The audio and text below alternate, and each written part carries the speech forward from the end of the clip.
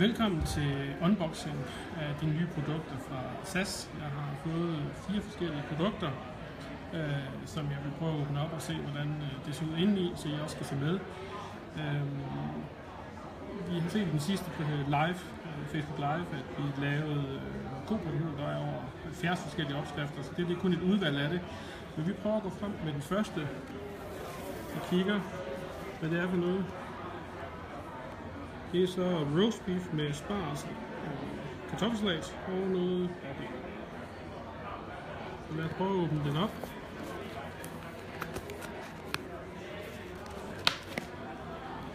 Så vi kan få åbnet den ordentligt op her.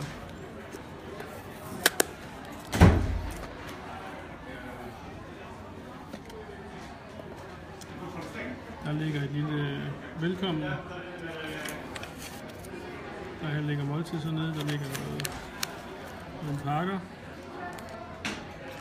dressing, og hernede hvor der så er selve måltidet der. Konceptet er lidt, at man kan vælge flere ting til. Der er brød ved siden af med smør og chokolade ved siden af, og man kan få flere af de her, så man behøver ikke gå sulten på bordet. Det var den første. Vi tager nummer 2. Dette er fennikelcured laks og nogle kartoffelmos og spars. Det er jo sæson for spars, som Peter Browns også sagde, så derfor kigger vi lidt på det.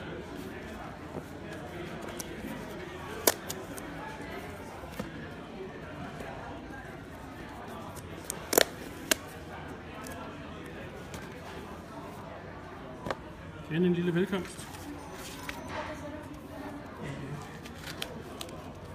Nødderne, dressing. Dejligt, man ikke behøver at komme på, og man ikke behøver at kigge på det, han har sagt, eller ikke behøver at smække det helt ind. Og her har vi så laksen nede med broccoli og fennikel. Det ser rigtig lækkert ud faktisk. Topsalaten dernede. Ja. Så rigtig lækkert.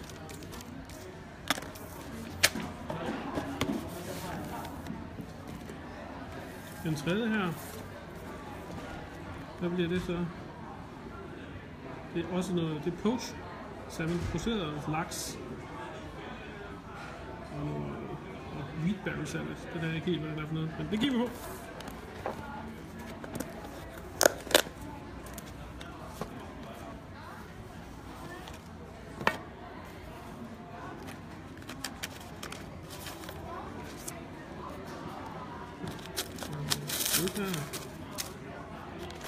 Dressingen igen, godt at det ikke ligger nede i. Og der har vi en salat med noget processeret laks i. Rigtig spændende. Tilbage med det igen her. Og så kigger vi på den sidste. Det er lidt anderledes en i pakningen. Så det er noget salat. Kyllingfilet med asparges og kartoffelsalat. Varkenbogen. Brød, han har sagt. Eller ost.